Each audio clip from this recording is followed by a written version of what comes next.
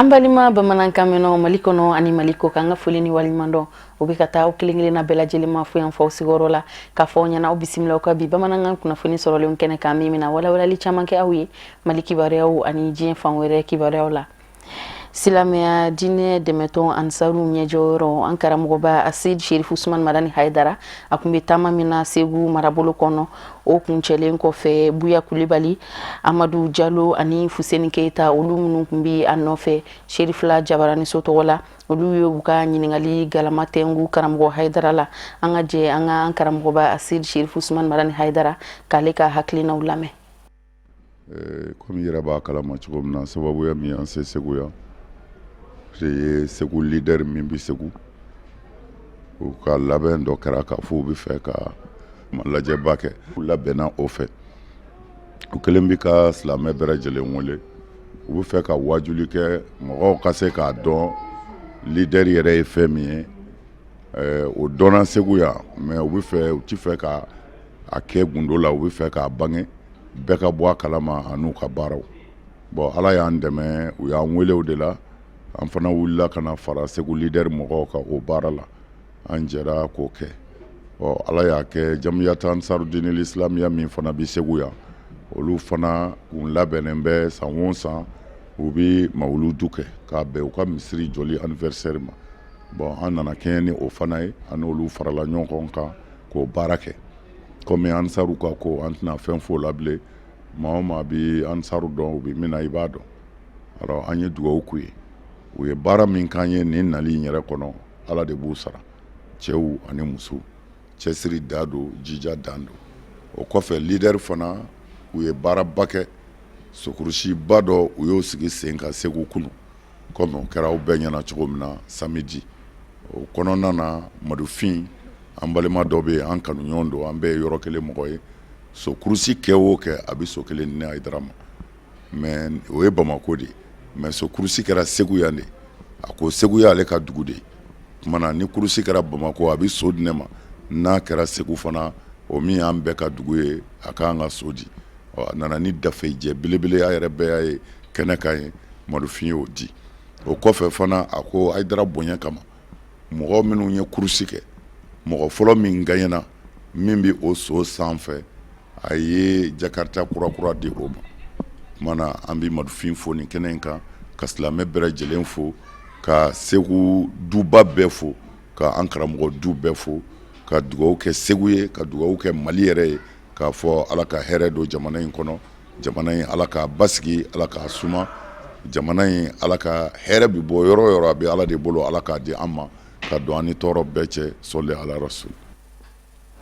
Mali ministre min ni o ka caw bɛnnen don denmisɛnw kunkanko ko ɲɛnabɔli ma gouvernement ka babu sentigi Amadu Koyita a y'a ka ladala kunnafoni di kɛnɛ sigi sen kan ka bɛn arabadon ma Mali gouvernement a ka kunnafoni sɔrɔ yɔrɔ soba kɔnɔna na kunnafoni di kɛnɛ in senfɛ ani ministre minnu kun bɛ kɛnɛ in kan a kɛrɛfɛ o ye baarako ministre ka fara collectivité territoriale ministre kan an ka mɔgɔ minnu kun bɛ kɛnɛ kan Amadu Jalo Ibrahim Kulibali nka Abdul Karim Sako ale de bɛ na ɲɛfɔ an ɲɛna.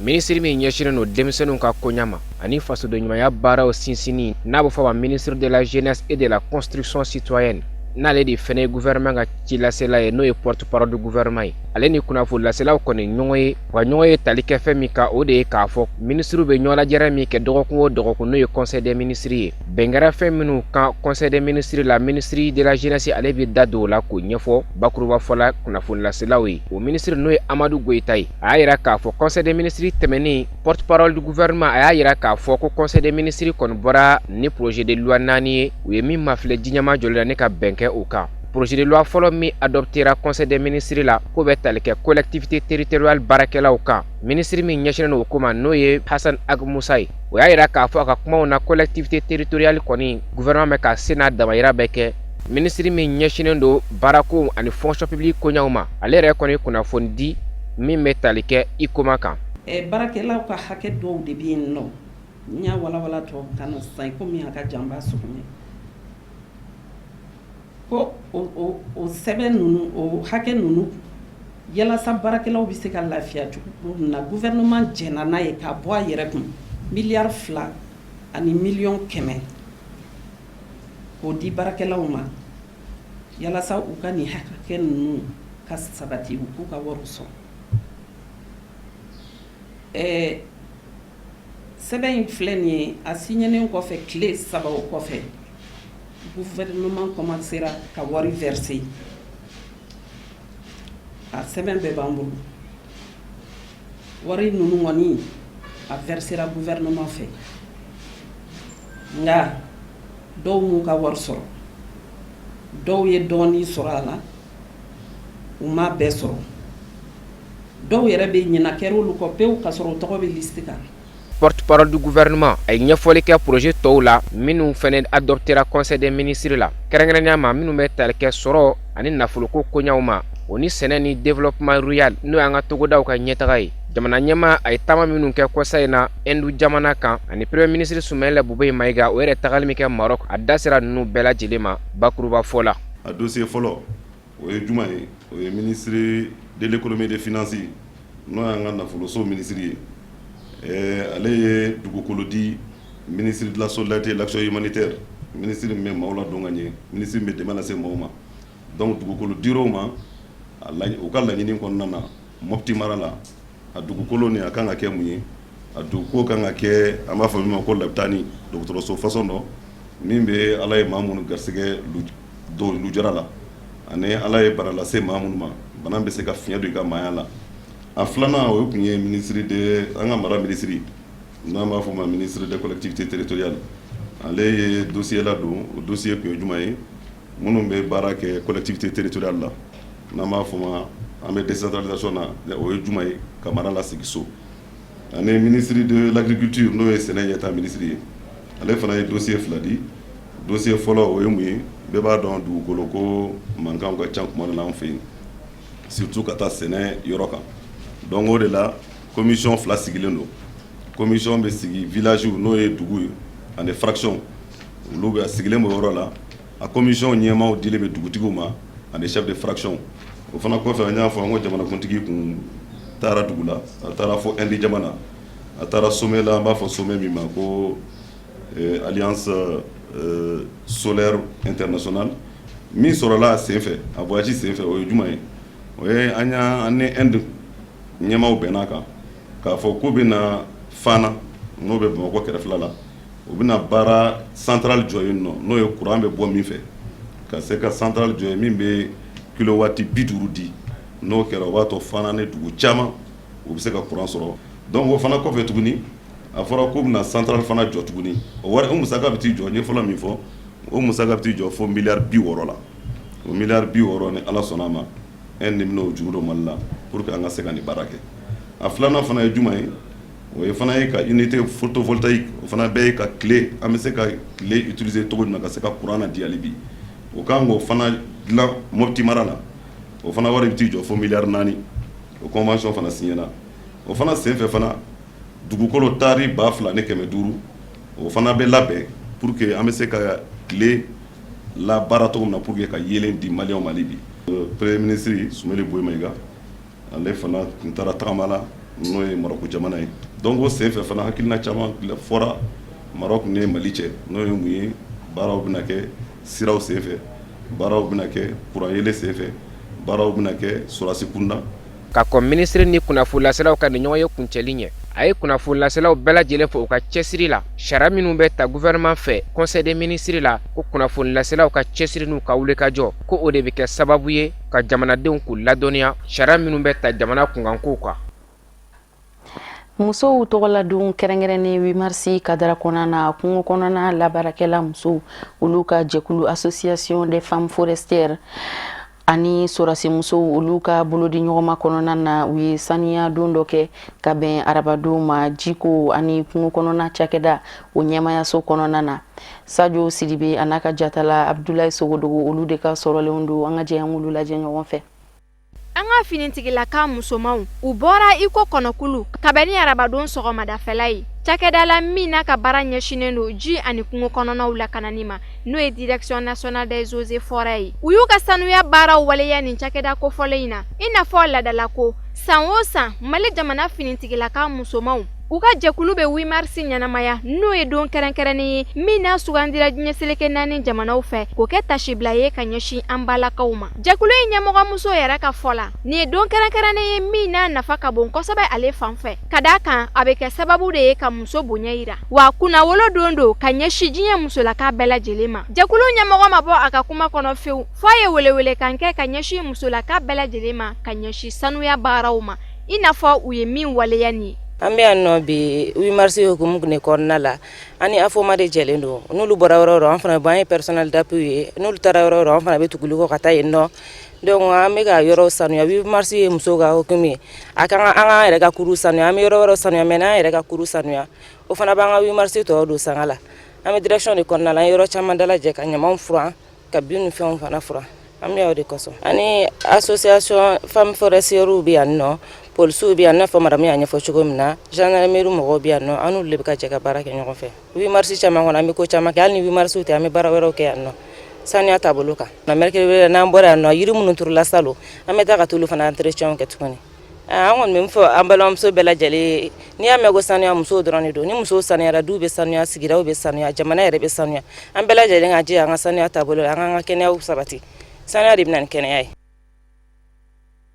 Ni dantigɛli min kun kɛra jɛkulu APM tɔnden dɔw fɛ k'a fɔ ko juillet kalo nata jamana ɲɛmaasigi kalata senfɛ ko jɛkulu APM ko olu bɛna kɔkɔrɔmadonni wale ta ka ɲɛsin an ka jamanakuntigi Elhaji Ibrahim Bubakar Keita ma ni u farali ye a kan. APM jɛkulu ɲɛmaaba Mohamed Ali Bacili ale ye dantigɛli kɛ o ko la walasa ka se ka o ko in galontigiya. A bɛna ɲɛfɔliba kɛ an ye Mohamed Ali Bacili an ka jɛ an ka ale lamɛn. Maa dɔw bɔra ka kumakan dɔw fɔ an ka tɔn tɔgɔ la n'o ye APM ye u y'a kɛ kunu wulada fɛ maaw don maa ma deli k'u ye n'u bɛ kuma anw ka tɔn tɔgɔ la awa u y'a yira k'a fɔ ka déclaration kɔnɔ k'an ka tɔndenw bɛɛ de bɛnna kan ko an bɛna président n'o ye Ibrahim Bubakar Keita ye k'an bɛna tugu a kɔ ɲina élection na 2018 u y'o mun fɔ n'an y'a mɛn an bɛna kuma o de kan an ka kuma tɛna janya an b'a fɛ k'a fɔ aw ye jɛlen ɲala k'a fɔ k'a tilen n'an bara tɛ mun na u ye nin kumakan minnu fɔ anw kumakan tɛ tɔn kumakan tɛ awa ne yɛrɛ kumakan tɛ an y'a ɲini k'a fɔ an bɛɛ ka fara ɲɔgɔn kan ka jama hakilina ɲigin nin kibaruya kan jama mana mun fɔ a kan n'an bɛ taa ni o sira ye o tɛna dogo nka ka maa dama dɔw ta k'a bɔ an cɛ la ka faso télévision wele k'a bila u ka disposition na maa minnu ma deli ka kuma an ka tɔn tɔgɔ la kabiri a sigira ka t'olu lajɔ ko olu bɛ kuma an tɔgɔ la o bonyana anw hakili ma mais halisa an bɛ faamuya ɲuman ɲini jama fɛ an hakilina mana kɛ mun ye nin kibaruya la a bɛ ta tɔndenw da an ka ɲɔgɔn ɲɛ kɔfɛ tɔn tɛ mɔgɔ kelen ta ye tɔn tɛ ne ta ye tɔn y'an bɛɛ jɛ ye o tuma an bɛɛ ka jɛ ka ɲɔgɔn ye an ka kuma taabolow kan n'an ye ɲɔgɔn ye ka kuma taabolow kan tuma min ni mun bɛ kɛ o bɛ kɛ ni taabolo mun fɔra n'a ma bɛn mun yɛrɛ ma ne ko i tɛ to an kɔ i bɛ bɔ an kɔ hali ni ne n'a ma bɛn ma ni n ko n bɛ bɔ u kɔ n bɛ bɔ u kɔ o tɛ kɛlɛ ye k'an b'a a wuli k'a jɔ mais maa minnu ye nin sababuya u fana n'u hakilinaw don u n'u dɛmɛbagaw yɛrɛ don an bɛ mun fɔ jama yɛrɛ ye ni kelen k'a tilen k'a jɛya mun dogolen tɛ an ka tɔn bɛ sigi nin kuma in a bɛ fɔ n'a ɲɛfɔra ni tɔndenw ye sira mun yira an bɛɛ lajɛlen na o tɛna dogo jamanadenw na dɛ nka nin kuma mun kɛra nin ye maa ka kumaw labɛnnen de ye k'a ɲɛsin tɔn na. Bamako jirila baarakɛlaw jɛra ɲɔgɔn fɛ ni ka kunnafoni di kɛnɛ dɔ sigi sen kan walasa ka se ka diɲɛ mɔgɔ labɔ u ka jɔrɔnako kalama ka sanga ni jiritigɛ jugu ye kɛrɛnkɛrɛnnenya la jiri min ni u b'a fɔ a ma ko geni a kɛra ka bɛn arabadon ma bolola baarakɛlaw olu ka siège ba kɔnɔ assemblée permanente de la chambre des métiers du Mali Abdul Karim Sako ani Seydou Ɲare olu de tun bɛ kɛnɛ in kɔnɔna na an ka jɛ an k'u ka sɔrɔlenw lajɛ. Ni ɲɔgɔn lajɛrɛ min labɛnnen filɛ nin ye minisew fɛ u ni kunnafoni laselaw ni ɲɔgɔn cɛ kɛnɛ yɛrɛ sigili ko min b'a la a labɛnbaw fɛ o de ye k'a fɔ yiri min n'an b'a fɔ ma ko geni o ye yiri ye yiri min ni jamana sariya yɛrɛ y'a yira k'a fɔ yiri min don a qualité ka ɲi diɲɛmaw caman mako b'a yiriw la minisew y'a yira k'a fɔ jamana sariya min yɛrɛ bɛ sen na ni yiri kunkanko la o de ye k'a fɔ a yiri kana bɔ jamana kɔnɔ abada f'a ka taa sɔrɔ a bayɛlɛmana ka kɛ fɛn dɔ ye min bɛ se ka baarakɛlaw nafa n'o ye valeur ajoutée ka sɔrɔ a la nka minisew ye jateminɛ kɛ k'a fɔ jamana in denw dɔw yɛrɛ de bɛ ka yiri in labɔ ka taa diɲɛ jamana wɛrɛw la jiri bɛ ka tigɛ ka taa cogo min na don n'a nataw la a bɛ kɛ gɛlɛyaba ye jamana ma minnu ka baara ye yiritigɛ ye n'a bɛ fɔ o ma nansarakan na ko exploitant forestier olu dɔw ni chinois dɔw kɔni bɛ baara la ɲɔgɔn fɛ yiri u bɛ bɔ n'a ye ka taa jamana kɔ kan hali n'a y'a sɔrɔ ko sariya kɛmɛ k'a bali. dɔwɛrɛ tɛ an ka baarakɛ min na n'o ye jiri ye jiri min don fana genu ale an ka domaine na espèce rare de do et puis normalement ale bɛ espèce protégée u ka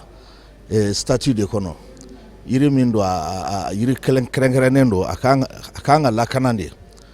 donc o bɛ ka tigɛ cogo min na bi n'a tora o cogo la don bɛ na an tɛ genu sɔrɔ k'a kɛ hali balakala ye. kɛrɛnkɛrɛnnenya la an ka bɛ baara kɛ ni yiri dɔ ye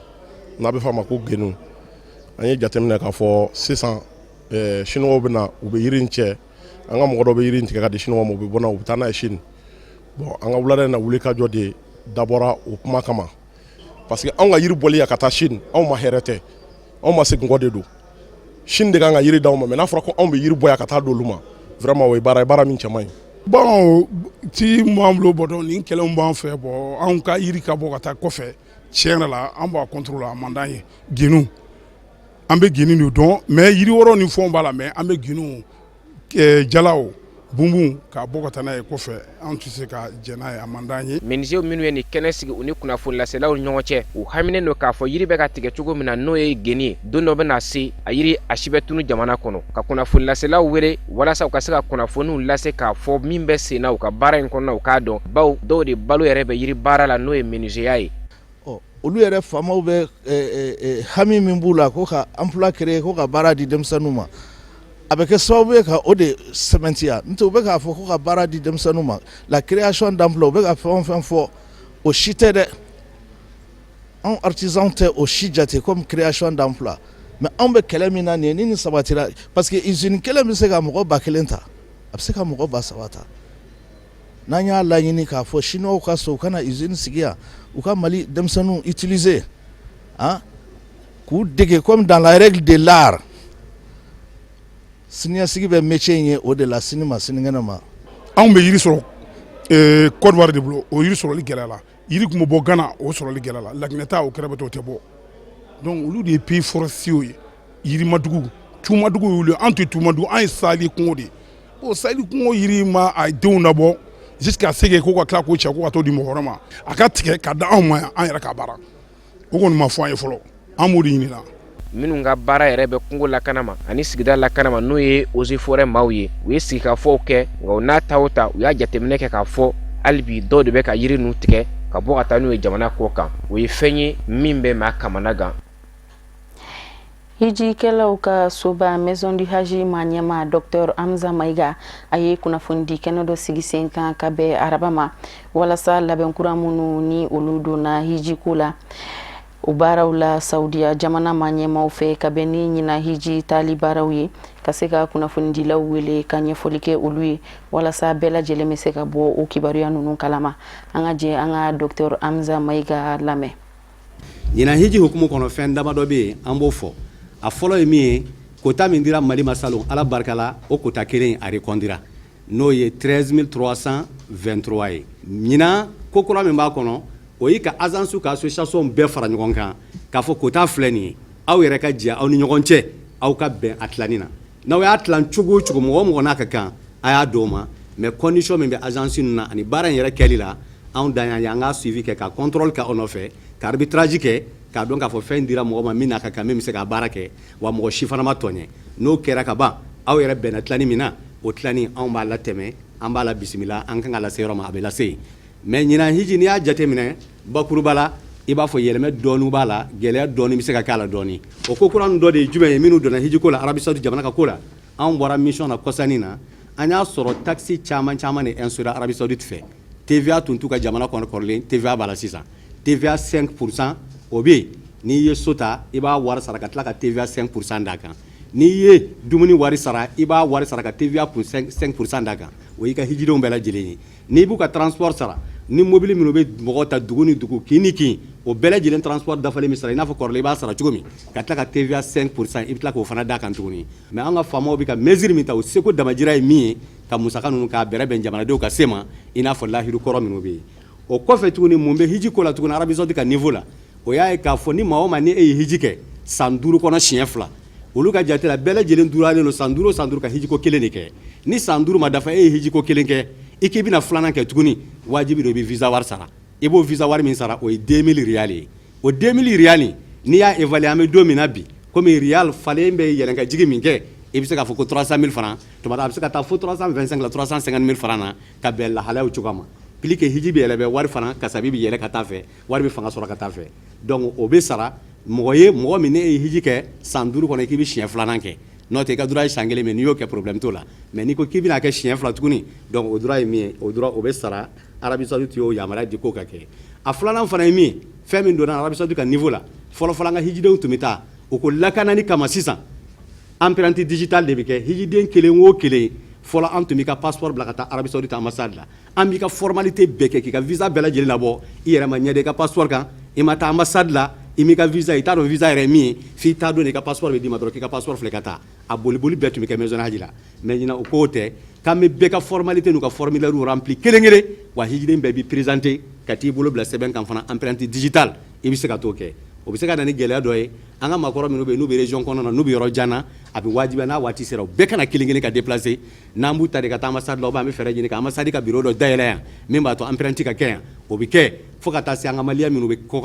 jamana kɔ kan n'a ma ɲɛ ko a bɛ kɛ donc physiquement il faut k'u ka présenter kɛnɛ kan yan u ka se k'u ka empreinte kɛ o fana bɛ se ka kɛ information ni ko kura dɔ ye min donna hiji baara la ɲinan an ka autorité saoudienne fɛ o kɔfɛ kura dɔw b'a la n'o ye anw yɛrɛ ka jamana n'anw yɛrɛ ka disposition talenw ye fɛn kura min bɛ yen o hukumu kɔnɔ o de y'a ye ɲinan an y'a ɲini hijiden bɛɛ lajɛlen fɛ bɛɛ ka t'i ka passeport ta yɛrɛ ye bɛɛ ka t'i ka passeport ta n'i ka passeport ta i bɛ n'i tɔgɔ sɛbɛn i bɛ na ni document fɔlɔ min ye k'i tɔgɔ sɛbɛn a condition i ka passeport de ka déposer i tɔgɔ bɛ sɔrɔ ka sɛbɛn n'o de ye fɔlɔfɔlɔ an tun b'an bolo don passeport kɔrɔ i bɛ na i b'i ka wari sara polisiw ye n'i y'a sara polisiw ye an b'a suivi kɛ ka ko bɛɛ lajɛlen kɛ tuma dɔ i ka passeport yɛrɛ bɛ bɔ ɲɛti d'a kan fewu anw de b'a récupérer ka ko bɛɛ lajɛlen kɛ an y'a ye salon gɛlɛyaba donna na gɛlɛyaba donna na fan jumɛn fɛ salon an y'a ye k'a fɔ an ye passeport ninnu programme cogo min passeport dɔw ye retard ta kosɛbɛ passeport kelen ka retard ta o y'a sɔrɔ anw kɔnna ka vol liste bɔ k'a fɔ nin premier vol ye nin deuxième vol fo ka taa se vol laban ma donc mɔgɔ dɔw y'u yɛrɛ sɔrɔ premier vol kɔnɔ o ka passeport mana bɔ a nana bɔ dernière minute la donc ko nana ɲagami a tigilamɔgɔw m'a faamuya a faamuya gɛlɛyara kosɛbɛ parce que passeport t'an ka niveau la a bɛ niveau wɛrɛ de la donc o nana kɛ problème ye o gɛlɛyara a nana jouer an ka avion ko kan avion minnu kan ka taa la o vol ninnu videlen taara n'o vol videlen taara e place réservé donc avion tigi b'a fɔ k'i k'a ka place sara anw taara ka taa so wari sara la plus de 40 millions an y'o min sara an ka pèlerins ye k'a sababu kɛ passeport ko problème ye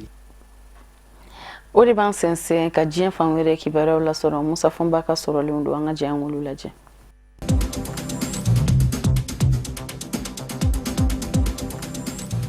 Senegal fabala Dakar sigasigana tɛmɛ ka ɲɛsin Senegali ka de diinɛ ɲɛma 32 minnu mɔ k'a fɔ Bamanji jɛkulu sigili ko kunna ye u kɔnɔ Senegali dugukolo kan ni o maa 32 minɛnenw na kelen ye alimami lakodɔnnenba ye ko Imam Ali Yunandaw kere dayɛlɛla araba marsikalo tile 14 kere in labana ka bɔ a juakɔrɔ ka sabu kɛ labɛn bɛɛ lajɛlen kuma sabati wale kelen fiɲɛ dɔw taara ye sariya taabolow la kiri bulo kɔnɔ arabado marsikalo tile ani nani Senegali gadenw bɔra maa 1,300 ɲɔgɔn na ka taa kiiribulon minɛ k'a sɔsɔ ka kɛ ko dakɔnɔ ɲi bawo bɛɛ lajɛlen b'a fɛ ko in ka kɛ i ɲɛna a kana lakale i ye kiiribulon kɔnɔ gwɛlɛya fɔlɔ kɛra min ye maa min ni kiiri ɲɛmaw bɛ ka don kiiribulon kɔnɔ maa 32 minɛnenw nɛgɛ bɛ u tɛgɛ la bɛɛ lajɛlen bɛ wuli k'i jɔ kiiribulon kɔnɔ ka kiiri ɲɛmaw don dɔ kunbɛn o ye kiiribulon laada ye bonya na sira la nka maa 32 ninnu sigilen tora u ma sɔn ka wuli k'u jɔ ka kiiri ɲɛmaw don dɔ kunbɛn maa min ni kiiri ɲɛma donna k'i coko ni o ye Sanba Kani ye a sɔrɔla ka maaw tɔgɔ weleli daminɛ kelen kelen o yɔrɔ bɛɛ maa 32 minɛnenw na Imamu Aliyun Dawu sina k'i kanto ten ko salamu alaikum ɲaari labɔ nasira la kiiribulon jama yɛrɛ sina k'a laminɛ ten ko wa alaikum salam ka kiiri ɲɛma ɲaari labɔ o digira juge Sanba Kani na o yɔrɔ bɛɛ a ko bɛɛ lajɛlen k'i daminɛ k'a t'a fɛ ka mankan mɛn maninkelen maaw bɛ taa bala min na bɛɛ lajɛlen tɔgɔ welela k'a ba k'a tɔ to maa 2 ye olu den bɛ kɛrɛfɛ olu tɔgɔw ma wele kiiribulon ɲɛma ko olu maa 2 ta y'a jumɛn y'a kɔrɔ jamana tɔgɔla maa min bɛ kiiribulon kɔnɔ ni o ye procureur ye o y'a yira k'a fɔ olu 2 fɛnɛ bɛɛ la ko a na kɛ ɲankuma fili donna baara labɛn jogo la u ka jalakiw labɛn dɔ kiiribulon sɛbɛnbɔra ɲɛnabɔbaw fɛ ni o ye greffiers ye o yɔrɔ bɛɛ maa minnu bɛ kiiribulon kɔnɔ olu ye cociw daminɛ kiiri ɲɛma Sanba Kani dimina a ko bɛɛ lajɛlen k'i daminɛ an tɛ politiki kɛnɛ ka ko maa bɛ taa dunun ni bala fɔ n t'a fɛ ka tɛgɛrɛ fɔ ka mɛn kiiribulon kɔnɔ maa min ni mankan dara kuma dira maa 32 minɛnenw ka lapasabaw ma olu wulila k'u jɔ o yɔrɔ bɛɛ ni k'u ɲɛsin jamana tɔgɔla kiiri ɲɛma min bɛ kiiribulon kɔnɔ ni o ye procureur ye k'a jira k'a fɔ kiiri min filɛ nin ye a tɛ se kɛ barisabu ka d'a kan maa 2 minnu ma wele kɛnɛ kan o bɛ kɛ sababu ye ka kiiri yɛrɛ taabolo ɲuman lanɔgɔ ko a b'i n'a fɔ ni kiiri ɲɛmaw taara maa dɔ wele bɔlɔ kɔnɔ ka baga mɔ ka na ni a ye k'u bɛna a ka kiiri jalatigɛ a tɔgɔ tɛ fɛn na ko kiiri ɲɛmaw k'a dɔn k'a fɔ Senegali jamana sariya k'a fɔ ko maa kelen b'a nin dilan ni ka mulu ni bɛrɛ bɛn n'i yɛrɛ ye ka kɛ i dɔngɔ ye k'o fɛn dɛ sariya kɛn bɛ ka fɛn min fɔ ni nin n'a ɲɔgɔnna ko kɛra o tigilamɔgɔw kan ka labila de bawo a b'i n'a fɔ u jabajɛlen don u nɔ tɛ fɛn na kɔrɔfɔ cayara cociw daminɛna kanubaw ye wociw daminɛ o yɔrɔ bɛɛ kiiri ɲɛma sanga 45 kɛlen kɔfɛ kumaw na labasabaw fɛ a ko k'a lajɛ ka kiiri in bɔ a jɔ a kɔrɔ nin bɛ k'a siɲɛ 3nan ye kiiri ka sigi sen kan ka bɔ a jɔ a kɔrɔ ni sebaya taara maa bɛ se k'a fɔ maa 32 minɛnenw ka lapasabaw avocaw de ka sebaya talen don jamana ɲɛmayaso tɔgɔ la kiiri ɲɛma ka kiiribulon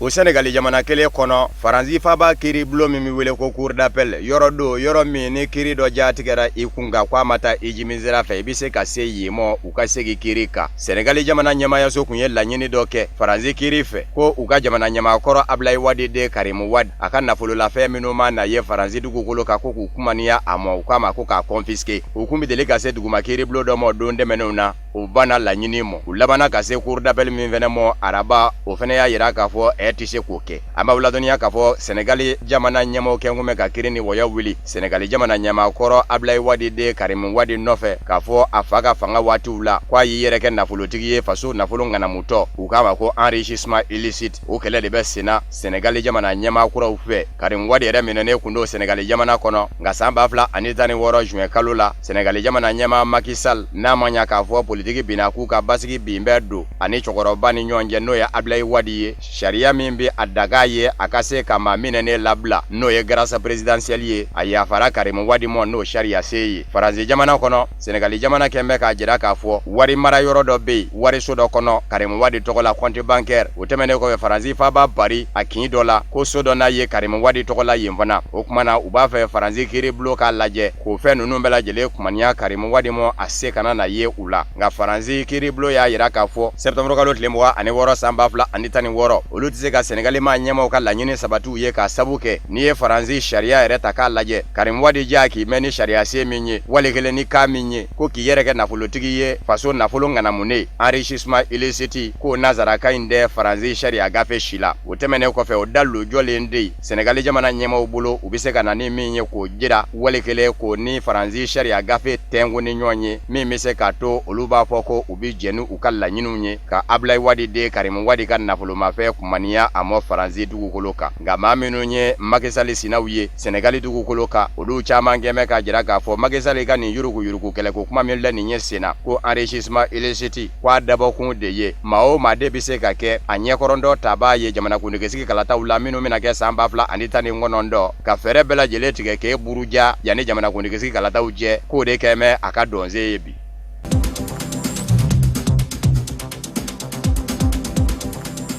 Nigeria jamana kono jamana nyama Muhammadu Buhari ye tamake kanyeshi maradomo marami miwele ko yobe dugu miwele ko dabishi ni lokolide mbugotigi kemefla tara kwasada ina katununi uye ni chama ngeme sigasigana takanyeshi Boko Haram bamaji jakulu mako nobi songake ayi dandige ukerefe dugu dola ko damuturu asive Muhammadu Buhari ye ayira kafo mbugotigi uminu minana dabishi lokolisula ko fere na tige ku bela jeleyi ngani meke sababu ye kajira ma chama na kafo lakana baliya nyonya mbe Nigeria dugu koloka halino ya sorla Muhammadu Buhari naka kunyede ka Boko Haram bamajija kulu kele do mina dana ya bidaka jamana de famba fe Nigeria ka ke jamana nyama ye akunya jira fana ka fo ale nane kera sababu ye ka Boko Haram ko dawalu Nigeria dugu koloka kalaba ka jalaki nyeshi mamo afora mingo fanga na Jonathan Goodluck ka fo shiba ko mbugo tikini ngeme fla ani ko minu ndara katununi uye Boko Haram bamajija kulu fe samba fla ani tani nani ko Jonathan Goodluck ima ulu nyinini ke akungangoye na fora ko ere tlela mamina be ka jira ka fo Boko Haram kele nogoyara mbugotigi keme fla kalaba ka mineni ngatani ofena ye Jonathan Goodluck nga fanga nyini jakulu olu minu vena tambu yere soro fanga sinamato ya favebi ube ka choshi damine jamana nyema Muhammadu Buhari la ko fo aka nyefolige jamana dewnye bawo dabishi mbugotigi minu minena katani uye kwa mahali usomo bisimila ka kumanu ye nga Muhammadu Buhari ka to damuturu dandigalila akwa ba nyini fanga sinamato mbe ukake hagilitigu uye mamina mbugotigi minene keme ka mo toro jamana de bela jele duzugun kami nedo olu maseka sira wore soro ko ke uyere manja yoro ye fo mauka dusu kashi ko ta ko ke uka jago kunye ko jamana kundigi ya nyenene damba yere ye uka laje uka ke hagelitigi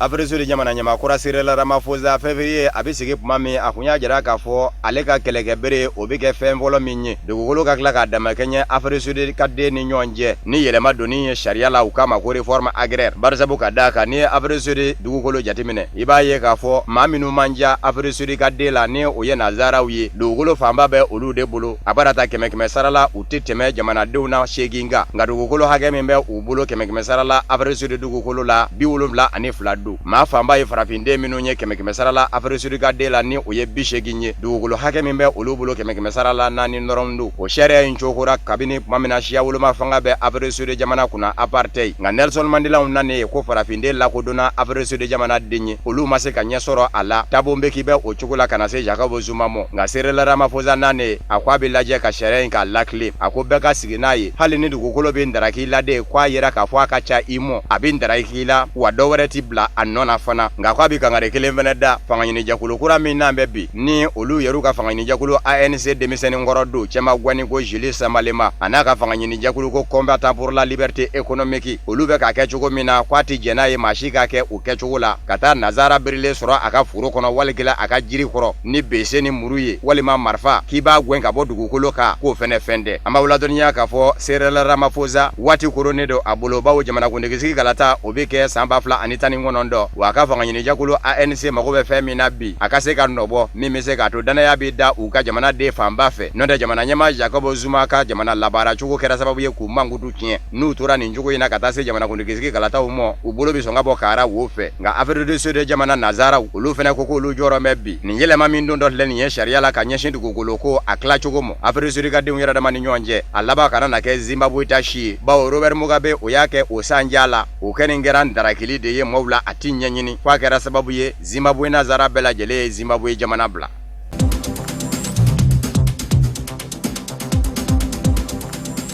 Burundi jamana kono Pierre Nkurunziza jamana nyama nabendo latila ati daga iye ikafo kibi fila akoro ka boka bi mafula de minembe bi kolu datugu ka sabuke ndolati do labena alamusa marsikalo legale jamana chamanje yambafe ndolati tonvla club de Kiremba ani Alleluia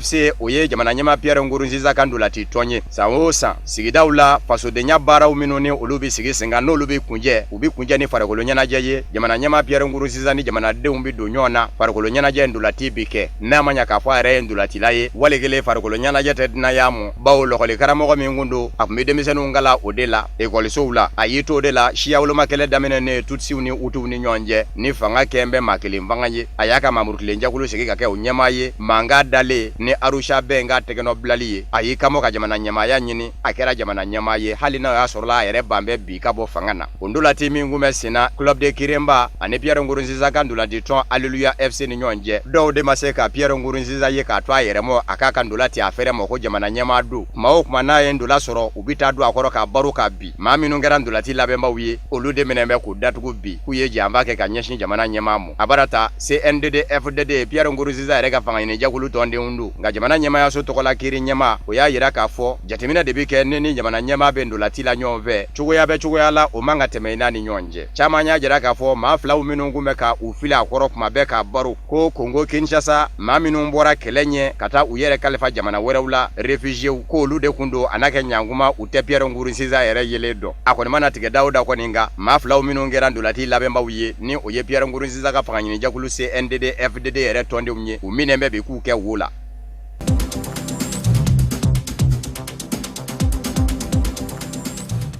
Allemagne jamana kono ministre ɲɛma walikele chancelière Angela Merkel araba marsigalo tleta ani nani ayi jɔ k'i kale jamanadenw ye manda nani na nɔgɔyara a ye bawo wasablo kɔnɔ wasadenw bɛɛ lajɛlen jɛna ni a ye k'a fɔ a bɛ se ka tɛmɛ ni a ye kalo 6 kɛlen kɔfɛ gwɛlɛya la barisabu ka d'a ka kalataw kɛra kɛcogo minnu na o kɛra sababu ye ka gwɛlɛya don Angela Merkel ka fanga ɲini jɛkulu ka baaraw taabolow la maa hakɛw minnu kun kan ka se ka sɔrɔ a fɛ wasablo kɔnɔ wasadenw na o ma se ka sɔrɔ o tilala ni fanga ɲini jɛkulu dɔw ni ɲɔgɔn cɛ o kumana tun bɛ wajibiya a mɔ ani olu ka se ka ɲɔgɔn faamu janko a bɛ se ka tɛmɛ n'a ka jamana ɲɛmaya baaraw ye ka gouvernement kura sigi a ma ɲa min kɔ a kɛra o ye bawo a kun man di u ye u ni maa minnu ka u tɛgɛ di ɲɔgɔn mɔ ka se ka jɛkulu sigi wasabulon kɔnɔ u n'olu de kɛra ɲɔgɔn dama ɲɔgɔn ye u ko maa minnu ma ko sociodémocrates n'u ka fanga ɲini jɛkulu bɛ wele ko SPD o tɛmɛnen kɔfɛ maa minnu jateminɛ bɛ k'olu kɛ siya woloma tigilamaw ye minnu tɛ dunanko yɛrɛ la ni misali la a ɲɔgɔnna dɔ bɛ faransikaw fɛ yen ko Front National extrême droite Allemagne jamana kɔnɔ o fana bɛ ka sebaaya ta bawo kalata in na o fana ye jaabi ɲuman sɔrɔ Angela Merkel n'a ka nin manda in dora senna ka taa se san 2011 mɔ o b'a jira k'a fɔ a bɛ tɛmɛ a fa ka mɛnni na jamana ɲɛmaaya la a fa Helmut Kohl o fana ka minisiri ɲɛmaaya la o mɛnna kosɛbɛ nka a denmuso Angela Merkel bɛna dan caman kɔni kɛn bɛ k'a jira k'a fɔ nin bɛ sɔn ka kɛ a ka manda da ye barisabu ka d'a kan n'i y'a ye k'a fɔ a ka fanga ɲini jɛkulu bɛ se ka maa fanba sɔrɔ wasadensigi kalataw la fɔ ka gwɛlɛya lase a yɛrɛ mɔ o b'a jira k'a fɔ jamanaden dɔw bin bɛ ka ɲugu a la Angela Merkel ma mɛnna ni a y'a ka manda naani sɔrɔ o yɔrɔ bɛɛ a ka bɔli fɔlɔ o dɔgɔdara jamana kɔ kan juma a bɛ bisimila Faransi jamana ɲɛma Emmanuel Macron fɛ walasa u ka jɛ ka ɲɔgɔnkunbɛ dɔ labɛn o bɛ kɛ dɔgɔkun nata